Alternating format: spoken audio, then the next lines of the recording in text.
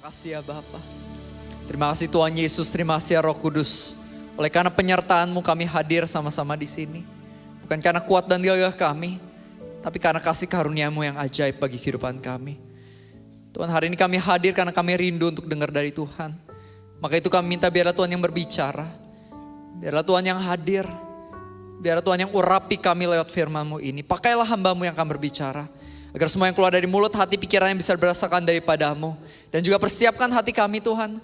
Agar setiap firman yang dibagikan dapat sungguh-sungguh berakar, bertumbuh dan juga berbuah. Kami percaya hari ini hidup kami gak akan sama seperti sebelumnya.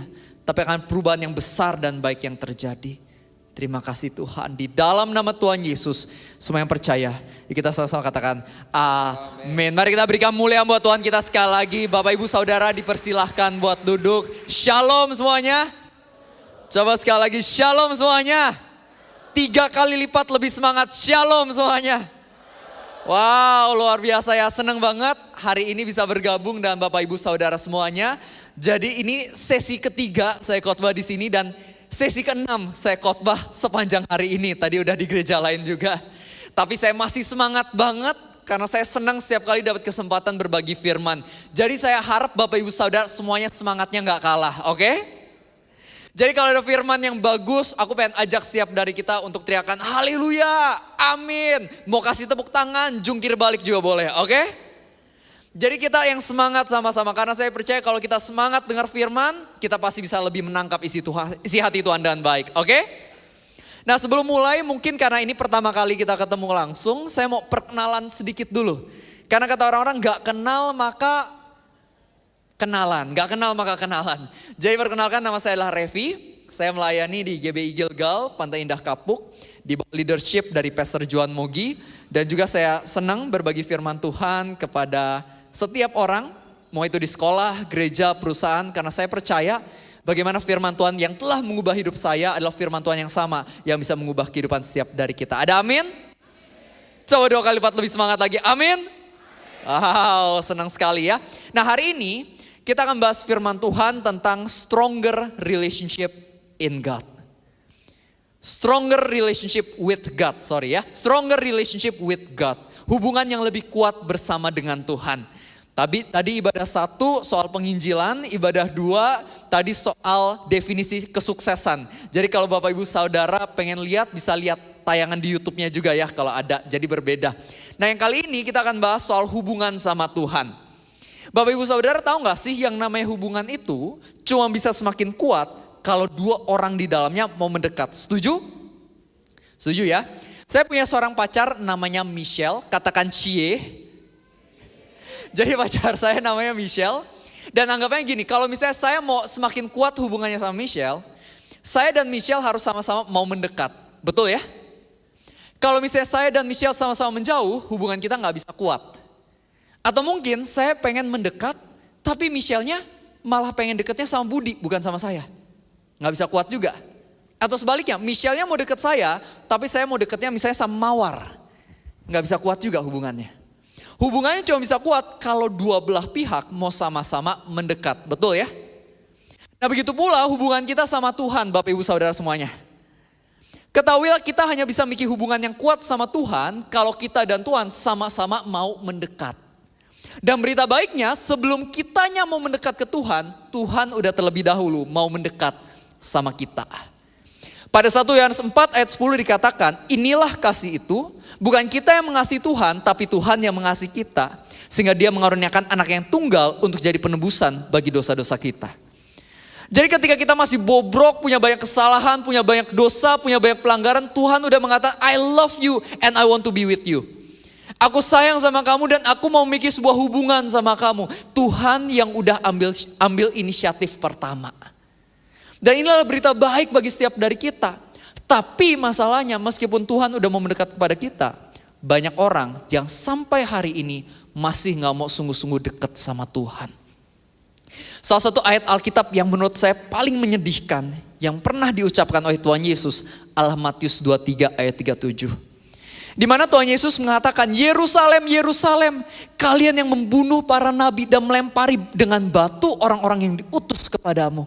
Berkali-kali aku ingin mengumpulkan engkau. Seperti induk ayam ingin mengumpulkan anak-anaknya, tapi engkau tidak mau. Banyak orang yang sampai hari ini sudah diundang sama Tuhan, tapi kita malah menolak undangannya. Banyak di antara kita hari ini masih gak mau punya hubungan sama Tuhan, padahal Tuhannya mah udah mau. Bapak Ibu Saudara, hari ini pertanyaan, apakah kita sudah sungguh-sungguh mau mendekat sama Tuhan yang sebenarnya gak pernah jauh dari kita? Saya memiliki sebuah ilustrasi seperti ini. Bapak Ibu Saudara, ada yang suka main petak umpet di sini? Ada? Mungkin dulu ada yang suka pas kecil main petak umpet? Ya, oh cuma beberapa ya. Yang lain main apa dulu pas kecil ya? Kalau saya suka main petak umpet, jadi perumpamannya gini. Dulu ketika saya main petak umpet sama papa saya, ketika saya masih kecil, anggapannya saya yang mencari dan papa saya yang bersembunyi. Papa saya gak pernah bersembunyinya di tempat-tempat yang susah. Papa saya gak pernah keluar rumah bawa sekop tanah, dia gali tanah di halaman rumah, dia masuk ke dalam lubang yang dia buat, tutup lagi pakai tanah, nafas cuma pakai sedotan udah kayak kura-kura ninja, dan dia bilang, hahaha, anak gua gak akan temuin gua di sini. Gak pernah Bapak Ibu Saudara. Biasanya papa saya ngumpet di tempat-tempat yang gampang. Belakang sofa setengah punggungnya kelihatan, belakang hordeng setengah kakinya kelihatan. Kenapa? Supaya ketika saya mencari dia, dalam waktu yang gak terlalu lama, saya bisa ketemu. Papa, ketemu. Papa saya bakal bilang, wah Revi jago banget, ayo kita main lagi. Nah kenapa papa saya sangat mudah untuk ditemukan? Apakah karena papa saya cupu main petak umpet? Saya percaya enggak, saya percaya papa saya lebih pintar dari itu. Tapi dia sengaja membuat dirinya mudah untuk ditemukan, karena kerinduan hatinya bukan untuk bersembunyi dari saya, melainkan untuk ditemukan oleh saya. It's not about hiding, but it's about being found. Makanya Tuhan Yesus mengatakan barang siapa meminta, dia akan mendapat. Barang siapa mengetuk, pintu akan dibukakan. Dan barang siapa mencari, dia akan menemukan. Ketahuilah bahwa Tuhan pengen ditemukan oleh setiap dari kita. Barang siapa mau mencari Tuhan, dia akan menemukan Tuhan. Makanya Tuhan adain yang namanya sarana doa, baca firman, penyembahan. Karena Tuhan pengen kita punya hubungan sama dia. Tuhan udah mau menyatakan dirinya untuk dikenal sama kita. Pertanyaannya, kita mau mencari dan menemukan Tuhan atau enggak? Bapak Ibu Saudara, yang namanya ikan tinggal di mana? Air, betul ya? Ikan tinggal di air. Kalau ikan dikeluarin dari air, apa yang terjadi? Airnya tetap air, tapi ikannya bakal mati, betul? Yang namanya tanaman harus melekat pada tanah. Kalau misalnya tanaman dicopot dari tanah, tanahnya tetap tanah, tapi tanamannya bakal mati. Begitu pula dengan manusia, manusia cuma bisa hidup jika dia tinggal di dalam Tuhan. Kalau dia terlepas dari Tuhan, Tuhannya tetap Tuhan. Tuhannya tetap baik-baik aja, tapi manusianya bakal mati. Mungkin gak langsung mati secara fisik, tapi ada kematian rohani. Orang yang hidupnya jauh dari Tuhan pasti akan dikuasai oleh kekhawatiran. Pasti akan terus dibelenggu dosa. Pasti bakal sulit buat jadi berkat buat sesama. Yang namanya manusia sangat butuh Tuhan jika rohaninya pengen hidup. Nah Tuhannya sebenarnya gak butuh kita, tapi mau punya hubungan sama kita. Ironisnya kita yang butuh Tuhan, tapi seringkali lupain Tuhan. Hari ini saya berdoa agar setiap dari kita bisa sungguh-sungguh punya hubungan yang kuat sama Tuhan. Karena itulah yang paling kita butuhkan. Banyak di antara kita yang lagi khawatir, lagi stres, kita pikir kita butuhnya banyak uang. Kita berpikirnya yang kita butuhkan adalah promosi di tempat kerja, dan itu semua gak salah. Itu semua baik buat kita dapatkan, tapi ketahuilah yang bisa isi kekosongan di hati kita. Bukan uang, bukan promosi, bukan jabatan, cuma satu yang bisa, namanya adalah Yesus Kristus. Ada amin? Yuk kita kasih kemuliaan buat Tuhan kita. Jadi hari ini ada 3 poin yang harus kita mengerti. 3 hal yang seringkali menjauhkan kita dari keintiman sama Tuhan. Yang pertama, yang seringkali menjauhkan kita dari Tuhan adalah cinta akan materi. Cinta akan materi inilah yang seringkali menjauhkan kita dari keintiman sama Tuhan. Pada Keluaran 3:3 waktu itu, Tuhan kasih janji kepada Musa dan bangsa Israel bahwa mereka bakal dapat tanah perjanjian. Tapi Tuhan bilang, aku gak akan ikut sama kalian. Ketika Musa dengar itu, pada ayat 15 dan 16 Musa bilang seperti ini. Tuhan, jika engkau tidak membimbing kami, jangan suruh kami pergi dari sini. Sebab jika gak ada hadiratmu, apa bedanya kami dengan bangsa lainnya? Dalam kata lain, Musa lagi bilang, Tuhan, gak ada gunanya kalau kita sampai tanah perjanjian, tapi gak ada hadirat kamunya. Tanah perjanjian itu bukan jadi berkat kalau gak ada pribadi Tuhannya. Musa ngerti tanah perjanjian sejatinya bukan lokasinya, tapi hadirat Tuhannya. Tapi berapa banyak manusia hari ini, mereka bukan pengen hadirat Tuhannya. Mereka lebih kepengen berkat-berkat materi dari Tuhannya. Banyak orang yang hari ini, ya udah nggak apa-apa, nggak ada Tuhan, yang penting gue kaya. Ya udah nggak apa-apa, nggak ada Tuhan, yang penting gue yang jomblo 20 tahun akhirnya jadian. Nggak apa-apa, nggak ada Tuhannya, yang penting gue jadi bos, jadi direktur. Kadang-kadang kita kayak gitu kesalahannya. Kita pikir bodoh amat, nggak apa-apa, nggak ada Tuhan, yang penting aku enak, nyaman di atas bumi ini. Tapi siapa di sini yang tahu kalau kita punya uang tapi nggak ada Tuhan? Sama aja bohong. Kalau nggak percaya tanya ke Marilyn Monroe. Marilyn Monroe pada zamannya artis yang luar biasa. Wah, main film segala macam, bayarannya Bapak Ibu Saudara sekali foto jepret $1.000. Bayangin. Kita selfie 100 kali sehari nggak ada yang bayar. Ini dia foto 1.000, setiap kali foto satu jepretan $1.000. Wah, kaya banget. Tapi endingnya, akhir hidupnya tetap bunuh diri. Kita tanya ke Justin Bieber. Siapa yang hari ini believers di sini? Mungkin ada ya. Ya kita bukan believers, kita adalah hamba-hamba Kristus. Amin. Nah, Justin Bieber waktu itu luar biasa, kaya raya kan, mobilnya mewah, rumahnya keren, ya terkenal, followersnya banyak. Tapi dia depresi waktu itu. Sampai akhirnya dia mulai kenal pribadi Tuhan lewat sebuah pemuritan dan dia bilang, Jesus save my life. Di dalam hidup kita ingat, jangan sampai kita terlena sama kekayaan duniawi sampai-sampai kita lupa. Ingat yang harusnya jadi posisi nomor 1 adalah Tuhan dan bukan dunia ini. Lagi-lagi gak salah punya uang, gak salah punya jabatan, tapi ingat tetap yang nomor 1 sumber di atas segala sumber cuma Tuhan, gak ada yang lain. Bapak Ibu Saudara, saya dulu juga ikut Tuhan karena alasan yang salah. Ketika saya awal mula aktif gereja, berdoa, saya pikir saya gereja dan doa supaya nanti pas saya kuliah nilainya lebih bagus. Supaya kalau misalnya saya kerja duitnya lebih banyak. Supaya kalau misalnya saya cari seorang pasangan dapat pacar yang lebih cantik, lebih baik. Saya pikir itu. Hingga one day suatu hari saya baca sebuah buku judulnya Crazy Love. Dan Pastor Francis Chan mengatakan sebuah kalimat yang gak pernah saya lupakan. Dia bilang seperti ini. Do you love God or just His gifts? Apakah kamu mengasihi Tuhannya atau cuman pemberian-pemberiannya? Karena kadang-kadang kita suka lupa sama pemberinya. Kita lebih suka sama pemberiannya doang, lupa sama pemberinya. Makanya hari ini kita mau belajar sama-sama kembali. Jangan sampai kita lupa bahwa Tuhanlah yang terbaik dalam hidup kita. Yang namanya pemberian bisa habis. Tapi kalau kita punya hubungan sama pemberinya, itu gak akan pernah ada habisnya. Lagi pula Bapak Ibu Saudara, bayangkan kalau kita punya teman yang datang ke kita cuman karena pengen duit kita, seneng gak? Nggak seneng. Kalau misalnya ada teman yang mau deket-deket sama kita karena dia tahu misalnya kita orang terkenal gitu, dia pengen pansos, panjat sosial misalnya, seneng nggak? Nggak seneng. Kita pengen punya teman, sahabat yang beneran pengen punya hubungan sama kita. Bukan pengen uang kita atau hal-hal lain yang bisa kita berikan, melainkan diri kitanya, bener nggak? Nah sama dengan Tuhan. Jangan berpikir bahwa Tuhan cuma pengen anggapannya gereja yang penuh dengan jemaat yang hadir. Itu semua baik. Tapi lebih dari itu yang Tuhan pengen adalah hati kita. Karena buat apa jemaatnya banyak. Tapi kalau hatinya gak tertuju kepada Tuhan. Tuhan pengen hati yang sungguh-sungguh mengasihi Dia. Sebagaimana Dia sudah terlebih dahulu mengasihi kita. Ada amin Bapak Ibu Saudara. Itu poin yang pertama. Yang kedua, yang sering kali menghalangi kita dari keintiman sama Tuhan adalah kenikmatan dosa. Semua coba katakan dosa. Pada Ibrani 12 ayat 15 sampai 16, waktu itu dikatakan seperti ini, jangan ada seorang pun yang menjauhkan diri dari kasih karunia Tuhan, yang akhirnya menimbulkan akar pahit, yang membawakan kerusuhan dan juga mencemarkan banyak orang.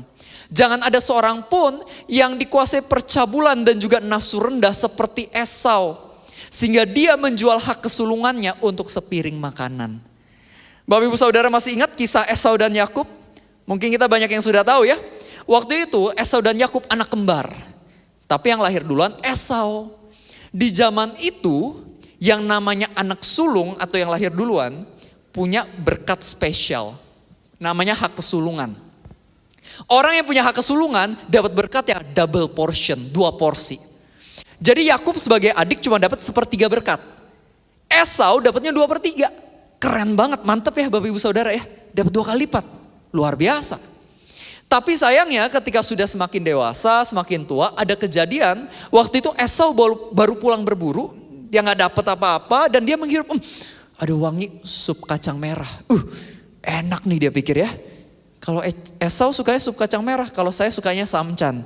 Bapak Ibu sukanya apa ya? Mungkin beda-beda. Pas dia menghirup, sup kacang merah, enak nih. Yakub, bagi Koko dong, bagi abang. Abang mau sup kacang merahnya. Tapi Yakub bilang, sorry bro, kalau bro mau, tuker, barter. Aku kasih sup kacang merahnya, Esau, kamu kasih hak kesulunganmu. Harusnya Esau jawab apa Bapak Ibu? Enak aja, nggak mau, harusnya gitu ya. Tapi ternyata Esau malah bilang, ya udahlah aku lapar. Buat apa kalau misalnya aku mati kelaparan? Udah nih ambil aja hak kesulunganku. Dia barter hak kesulungannya demi sepiring kacang merah yang habis paling cuma 5 menit Bapak Ibu Saudara. Makanya hari ini kita mengenal Allah kita dan sebutan Allah Abraham, Ishak dan Yakub. Padahal kalau Esau gak menukar hak kesulungannya, hari ini kita kenalnya nama Tuhan dan sebutan Allah Abraham, Ishak dan Esau. Sayang banget ya Bapak Ibu Saudara. Cuma buat enak 5 menit dia korbankan sesuatu yang jauh lebih besar. Dan begitu pula yang Tuhan pengen ajarin kepada kita. Hati-hati sama yang namanya dosa. Dosa nikmat gak? Nikmat. Tapi cuma sebentar. Seperti racun yang manis diminum rasanya manis enak. Tapi habis itu merusak hidup kita dari dalam. Begitu pula yang namanya dosa, enak sih tapi cuma bentar. Ujung-ujungnya bakal ada kebinasaan. Sebab upah dari dosa ialah maut. Ada konsekuensi dari dosa. Memang ada enaknya tapi bentar doang, sayang banget. It's not worth it. Count the cost. Hitung harga yang harus dibayar. Kita seringkali terlena sama dosa karena kita cuma mikirin enaknya doang. Tapi kita lupa sama konsekuensi negatif nantinya yang lebih besar. Hati-hati makanya sama dosa. Ketika iblis menggoda kita, dia cuman tawarin yang bagus-bagusnya. Tapi yang anggapannya musibah-musibahnya dia gak kasih tahu kita. Dia mengabaikan itu. Anggapannya informasi yang iblis kasih biasanya gak informasi penuh. Dan itu yang seringkali bikin kita lupa dan bikin kita terjatuh masuk ke dalam dosa. Hati-hati, dosa ada konsekuensinya. Makanya jangan pilih dosa, lebih baik taat sama Tuhan. Ada amin? Nah kesalahan kita kadang-kadang kita ninggalin dosanya pilih-pilih Bapak Ibu Saudara. Misalnya kita lihat kalau dosa keserakahan, keegoisan ya udah deh Tuhan saya tinggalin. Tapi kalau dosa percabulan dan kebohongan masih suka Tuhan ntar dulu deh ya. Kadang-kadang kita gitu ya pilih-pilih. Atau mungkin kadang-kadang cuma ngurangin kuantitasnya doang. Saya kenal seorang teman, saya tahu hidupnya sama ini di dalam dosa, tapi one day dia bilang, Ref, gue mau bertobat. Seneng ya, luar biasa dia mau bertobat. Tapi ada satu statement dia yang saya kurang setuju. Dia bilang kayak gini, Ref, gue kan biasanya persetubuhan sama pacar gue kan lumayan sering nih. Ya gue pengen kurangin lah jadi jarang-jarang, dia bilang gitu. Jadi anggapannya dikurangin doang kuantitas dosanya. Tapi masih dijalanin, cuman kuantitasnya aja berkurang. Atau kadang-kadang ada yang kualitasnya yang mau dikurangin. Misalnya dia bilang kayak gini, iya kalau dulu kan suka sewa cewek ya, anggapannya kan sewa tuh ya, anggapannya wanita malam. Cuman sekarang gue mau bertobat, buka pornografi aja lah di rumah gitu. Jadi anggapnya ini dosa besar, aku tinggalin. Tapi yang namanya dosa ini, ini dosa kecil, aku peliharanya yang ini aja mulai sekarang. Nah Tuhan gak mau juga, Tuhan pengen kita ninggalin dosanya secara keseluruhan. Ya kalau misalnya kita masih menilai ada dosa besar, dosa kecil, endingnya apa? Dosa besar kita mungkin mencoba untuk menghindar. Tapi dosa kecilnya bakal dipelihara terus karena kita pikir kecil. Tapi siapa di sini yang tahu lubang kecil bisa bikin perahu yang besar tenggelam juga pada akhirnya, betul? Makanya hati-hati sama yang namanya dosa. Saya yakin, saya tahu kita semua bukan manusia sempurna ya, betul ya. Kita bukan manusia sempurna, sewaktu-waktu kita gagal, sewaktu-waktu kita melakukan kesalahan. Tapi saya percaya ada perbedaan antara orang-orang yang sungguh-sungguh mengasihi Tuhan sama orang yang tidak sungguh-sungguh mengasihi Tuhan. Pasti ada perbedaan yang sangat amat besar. Orang yang gak sungguh-sungguh mencintai Tuhan, dia hidup dalam dosa dan dia suka di sana, dia gak berpikir buat berubah. Tapi orang yang sungguh-sungguh mencintai Tuhan, ketika dia tahu ada dosa dalam hidupnya, pasti secepat mungkin, setuntas mungkin, dia mau ninggalin dosanya karena dia gak mau nyakitin hati Tuhan lagi. Perumpamannya kayak grafik saham hijau. Pernah lihat ya grafik saham ya? Grafik saham hijau kan gak satu garis dari bawah naik ya, tapi naik turun. Naik turun tapi overallnya naik setelah 5 tahun. Betul ya Bapak Ibu Saudara ya? Begitu pula dengan kehidupan kita. Orang-orang yang sungguh-sungguh dalam Tuhan, yang mencintai Tuhan, memang gak sempurna. Tapi dari tahun ke tahun, pasti hidupnya akan semakin baik dan serupa sama Kristus Yesus. Ada amin? Begitulah di dalam kehidupan kita. Makanya yuk, jangan hidup dalam dosa lagi. Dosa itu sangat amat berbahaya. Tuhan pengen membebaskan kita. Banyak orang punya pikiran keliru. Mereka pikir, oh Tuhan Yesus kan udah menebus dosa kita. Berarti artinya aku sekarang bebas. Bebas melakukan dosa. Salah besar. Tuhan Yesus bukan membuat kita bebas melakukan dosa. Melainkan Tuhan Yesus membuat kita bebas dari belenggu dosa. Bapak Ibu Saudara, saya punya teman yang bilang setiap malam dia harus buka pornografi dulu, kalau nggak bisa tidur. Menurut Bapak Ibu Saudara, itu hidup yang terbebas atau terbelenggu? Contoh lain, saya punya teman lain lagi, dia bilang, dia pagi-pagi gak bisa kerja kalau belum buka pornografi. Pertanyaannya, ini contoh orang terbebas atau terbelenggu? Saya punya teman yang dia udah tahu obat terlarang salah, itu bikin kesehatannya makin merosot, dia pernah overdosis, tapi dia gak bisa lepas dari obat terlarang itu. Itu terbebas atau terbelenggu? Banyak orang hari ini udah gak punya duit, tapi tiap malam tetap harus minum alkohol, kalau gak tenang. Itu terbebas atau terbelenggu? Hati-hati, yang namanya dosa itu bakal membelenggu kita. Makanya jangan hidup di dalam dosa lagi. Amin Bapak Ibu. Itu poin yang kedua. Poin yang ketiga yang bisa kita pelajari hari ini, yang seringkali menghalangi kita dari keintiman dari Tuhan atau keintiman bersama Tuhan adalah kemalasan. Coba semua teriakan kemalasan. Hati-hati sama kemalasan. Pada Amsal 13 ayat 4 dikatakan bahwa hati si pemalas penuh keinginan tapi menjadi sia-sia. Tapi hati orang rajin diberikan kelimpahan. Siapa di sini yang tahu kalau kita malas-malasan di dalam bekerja, kita gak mungkin dapat promosi, betul? Kalau kita malas-malasan ketika buka usaha kita gak akan untung melainkan rugi, betul? Nah begitu pula di dalam yang namanya relationship atau hubungan. Kita malas atau rajin itu menentukan seberapa kuat hubungan tersebut. Contohnya, misalnya, saya sama pacar saya Michelle. Mungkin saya gak selingkuh. Tapi kalau misalnya saya malas chat dia, saya malas telepon dia, saya malas ketemu dia, saya malas jalan sama keluarganya, hubungan saya sama dia kuat gak? Gak kuat. Mungkin memang saya gak selingkuh, tapi kalau saya malas berkomunikasi atau spend time sama dia, hubungannya gak bisa kuat. Sama dengan hubungan kita sama Tuhan. Jangan sampai kita malas buat doa, baca firman, penyembahan. Kalau kita malas mendekat sama Tuhan, jangan heran kalau kita gak bisa punya keintiman sama Tuhan. You can get close to God as you want to be. Kamu bisa sedekat Tuhan tergantung keinginan kamu. Tuhannya mah gak kemana-mana, Tuhannya selalu hadir. Tinggal pertanyaan kita mau mendekat gak? Mau doa gak? Coba Bapak Ibu Saudara, hari ini siapa yang udah doa sehari-hari? Boleh lihat tangan-tangannya? Ya puji Tuhan, ada 20%. Enggak ya, lebih banyak ya, 80% lah ya. Siapa yang baca firman Tuhan sehari-hari? Nah biasa ini lebih sedikit lagi, ayo mulai hari ini kita baca firman Tuhan. Firman Tuhan sebenarnya adalah cara atau metode utama Tuhan mau ngomong ke kita. Jangan bilang Tuhan diam aja kalau Alkitab kita masih tertutup. Tuhan mau berbicara banyak sama kita. Dan dia menggunakan metode firman Tuhan itu. Kita doa baca Alkitab bukan supaya bisa masuk surga. Kita doa baca Alkitab supaya kenal sama sang pemilik kerajaan surga. Kalau misalnya kita sehari-hari mau doa baca Alkitab penyembahan, Bapak Ibu Saudara kita kenal Tuhan, enak banget yang namanya hidup. Lebih tenang, lebih berbahagia.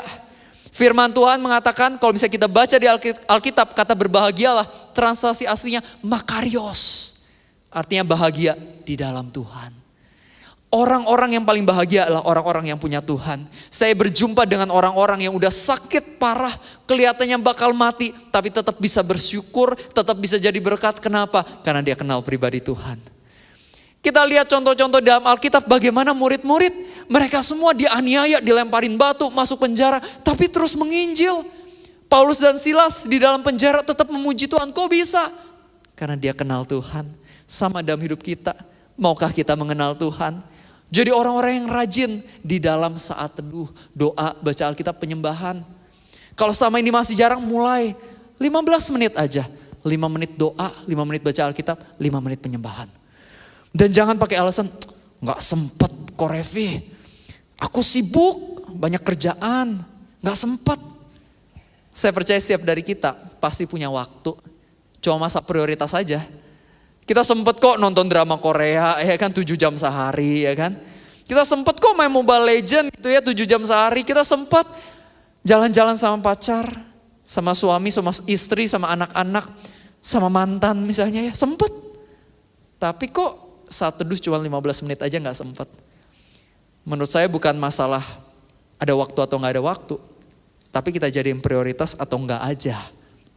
Matius 6 ayat 33, Tuhan Yesus mengajarkan, carilah dahulu kerajaan Allah dan kebenarannya, maka selebihnya akan ditambahkan kepadamu. Milikilah prioritas yang tepat di dalam kehidupan, maka Bapak Ibu Saudara semua kita akan ngelihat hidup kita lebih sejahtera dan kita bisa jadi berkat buat orang-orang di sekitar kita. Ada amin. Jadi pemain keyboard boleh bantu saya. Hari ini kita sudah belajar setidaknya ada 3 hal ya Bapak Ibu Saudara yang seringkali menghalangi kita dari keintiman sama Tuhan. Yang pertama adalah cinta akan materi dunia. Yang kedua yang seringkali menghalangi kita dari keintiman sama Tuhan adalah dosa-dosa kita. Dan yang ketiga adalah kemalasan kita. Marilah mulai hari ini kita menjadi orang-orang yang sungguh-sungguh mau dekat sama Tuhan. Karena dari situlah kita akan sungguh-sungguh memiliki kehidupan yang sejati. Dan saya teringat akan sebuah kisah, ini adalah sebuah true story Bapak Ibu Saudara. Dari seorang pendeta dari Amerika bernama Pastor Wayne Cordeiro. Waktu itu Pastor Wayne ini, dia punya kesempatan untuk datang ke sebuah gereja di China. Underground church di China. Jadi di China ini ada beberapa daerah yang gak bisa ibadah secara bebas kayak kita hari ini. Ada beberapa daerah di China yang anggapannya kalau mereka ketahuan beribadah, mereka bisa ditangkap oleh pemerintahan. Jadi waktu itu Pastor Wayne memiliki kesempatan dia datang ke daerah tersebut untuk pelayanan. Dan waktu itu yang hadir ada sekitar 22 jemaat. Ketika ketemu Pastor Wayne bertanya kepada mereka, jika di tengah ibadah ini tiba-tiba kita ketahuan sama pemerintahan, apa yang akan terjadi kepada kita? Para jemaat mengatakan, oh kita semua bakal dipenjara selama 3 tahun dan Pastor Wayne akan dideportasi dalam waktu 24 jam. Lalu Pastor Wayne bertanya lagi, di antara kalian semua, berapa banyak yang pernah masuk penjara oleh karena imannya? Di antara 22 orang itu, 18 orang mengangkat tangannya. 18 orang udah pernah masuk penjara oleh karena imannya. Singkat cerita, ibadah dimulai. Karena di China mereka susah buat punya Alkitab, jadi Pastor Wayne bawain Alkitab dari Amerika. Dia bawa sekitar 15 Alkitab, jadi dari 22 orang 15 dapat, 7 orang gak dapat. Ada seorang ibu-ibu yang ketika dapat Alkitab dia oper ke sampingnya. Dan ketika pembacaan Alkitab di kitab Petrus dibacakan, wanita ini bisa ikutin pembacaan tersebut. Jadi setelah acara Pastor Wayne nanya kepada wanita ini, kepada ibu-ibu ini, Bu, saya perhatikan ibu hafal ya kitab Petrus. Dan dia mengatakan, ya saya hafal beberapa bagian di dalam Alkitab. Wih, hebat sekali. Kok bisa hafal sih Bu? Dan ibu ini bilang, iya saya punya banyak waktu ketika saya di penjara waktu itu. Loh tapi Bu, kan kalau misalnya masuk ke dalam penjara gak boleh bawa Alkitab. Dia bilang, iya memang gak boleh bawa Alkitab. Tapi ada orang-orang Kristen yang baik, mereka tulisin ayat-ayat Alkitab itu di selembaran kertas kecil dengan tulisan tangan mereka. Dan mereka diam-diam kasih ke saya. Terus Pastor Wayne bilang, tapi Bu kalau misalnya ketahuan kan kertasnya juga bisa diambil. Dan wanita ini bilang, iya. Makanya ketika saya mendapatkannya, saya baca secepat mungkin dan menghafalkannya secepat mungkin. Karena mungkin mereka bisa ambil apa yang tertulis di kertas. tapi mereka gak bisa ambil apa yang tertulis di hati. Setelah kejadian itu, Pastor Wayne semakin sayang sama jemaat-jemaat di sana. Dan setelah 3 hari pelayanan, Pastor Wayne bertanya pada mereka, apa yang bisa saya doakan? Buat Bapak Ibu Saudara semuanya yang hadir di sini. Dan mereka mengatakan, Pastor Wayne boleh gak berdoa supaya gereja kami jadi sama seperti gereja-gereja di Amerika? Dan Pastor Wayne mengatakan, saya gak mau berdoa seperti itu buat kalian. Mereka bingung, loh kenapa gak mau berdoa buat seperti itu buat kami? Kenapa? Why? Dan Pastor Wayne bilang, karena kalian semua buat datang beribadah ke tempat ini, kalian harus naik kereta 8 jam tapi kalian rela. Sedangkan kami di Amerika, kalau misalnya jarak dari rumah ke gereja itu 1 jam naik mobil, mereka merasa udah kejauhan, mereka udah gak mau datang ke gereja. Karena kalian semua rela datang beribadah di ruangan tanpa AC dan duduk di lantai. Tapi kalian mau dengar firman Tuhan. Sedangkan kami di Amerika, kalau misalnya kursinya kurang empuk dan AC-nya rusak, jemaat udah komplain, udah gak mau datang lagi ke gereja. Karena kalian semua susah buat punya Alkitab, tapi mau hafalin dari kertas-kertas kecil yang ditulis pakai tangan. Sedangkan kami di Amerika, setiap keluarga Kristen biasanya punya 2 Alkitab di rumahnya, tapi gak dibuka dan gak dibaca. Jadi saya gak mau berdoa supaya kalian menjadi sama seperti kami.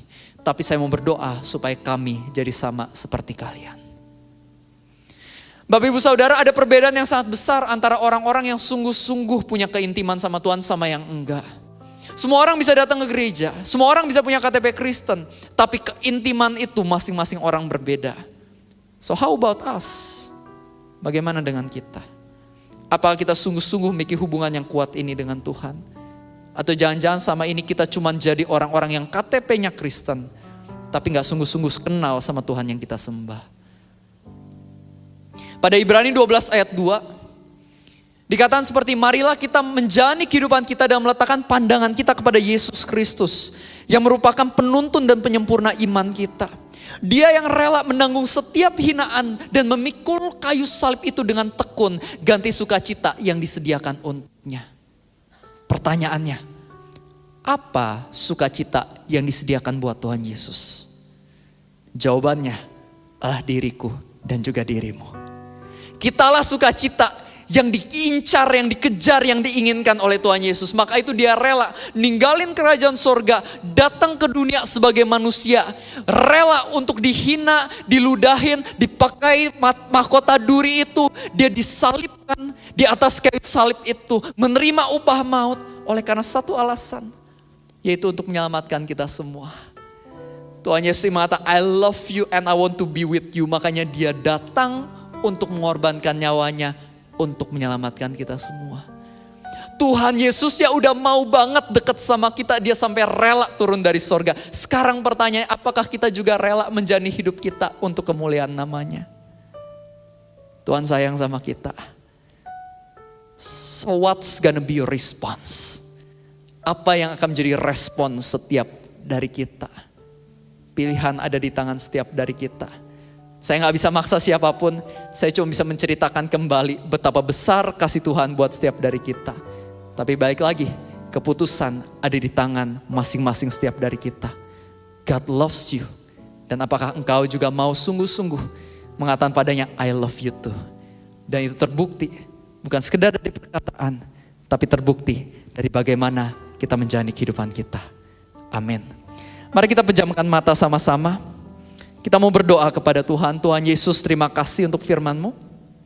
Terima kasih Engkau telah mengingatkan kami kembali akan betapa besar kasih-Mu.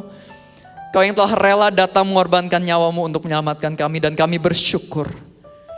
Dan Bapak Ibu Saudara, jika firman hari ini menyentuh hatimu, boleh gak kita letakkan tangan kanan kita di dada, dan pribadi lepas pribadi, maukah kita jujur sama Tuhan? Katakan pada Tuhan, Tuhan maafin aku. Kau selama ini aku jauh. Maafin aku kalau misalnya selama ini aku lari. Maafin aku kalau misalnya selama ini aku memilih dosa-dosaku. Maafin aku Tuhan. Nah hari ini aku pengen kembali kepadamu. Hari ini aku pengen bertobat. Hari ini aku pengen punya keintiman bersama dengan Tuhan. Tolong kami Tuhan. Barang siapa mau berseru kepada Tuhan, Tuhan mau menjawab, Tuhan mau menolong, Tuhan mau mengubah kehidupan setiap dari kita. Pertanyaan adalah apakah kita mau diubah sungguh-sungguh oleh Tuhan juga.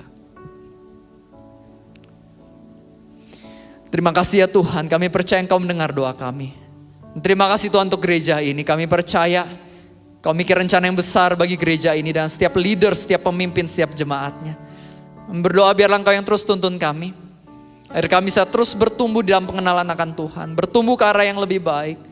Kami berdoa agar Engkau yang pakai setiap dari kami untuk jadi blessing, jadi berkat bagi banyak orang. Kami berdoa biarlah Engkau yang pakai kehidupan setiap dari kami. Agar kemanapun kami melangkah, kami bisa menjadi inspirasi bagi banyak orang. Tuhan, hari ini kami menyatakan bahwa hidup kami 100% adalah milik-Mu. Tuhan, lakukanlah apa yang Kau kehendaki dari hari-hari kami ini. Biar Engkau yang berkati keluarga kami, berkati pergaulan kami, berkati sekolah kami, tempat kerja kami. Tuhan, kami pengen revival terjadi. Bukan hanya dalam hidup kami, tapi juga melalui kehidupan kami. Tuhan, bimbing kami, tuntun kami Tuhan. Karena kami tahu kami gak bisa apa-apa tanpa-Mu. Tapi bersama-Mu, kami percaya gak ada yang mustahil. Kami bersyukur untuk momen ini, kami bersyukur untuk firman ini, dan kami percaya Kau adalah Tuhan yang pada akhirnya akan memberikan sebuah kemenangan yang sangat indah bagi setiap dari kami. Terima kasih Tuhan. Dan kami nyatakan hari ini bahwa Kau sangat baik, Kau sangat hebat, and you're always more than enough. Terima kasih Tuhan Yesus. Bapak Ibu Saudara, boleh kita berdiri sama-sama dalam hadirat Tuhan. Kita mau menerima berkat dari Tuhan. Kita angkat kedua tangan kita tinggi-tinggi ke langit. Kita arahkan hati kita kepada Tuhan. Diberkatilah keluargamu. Diberkatilah setiap pekerjaanmu. Dan diberkatilah kesehatanmu. Kasih karunia dari Allah Bapa, damai sejahtera dari Yesus Kristus, dan juga persekutuan yang manis dan Roh Kudus menyertai kita hari ini. Sampai Maranatha Yesus Kristus datang menjemput kita kembali. Haleluya, semua yang percaya kita sama-sama katakan amin. Mari kita berikan mulia buat Tuhan kita yang luar biasa. God bless you, Tuhan Yesus memberkati.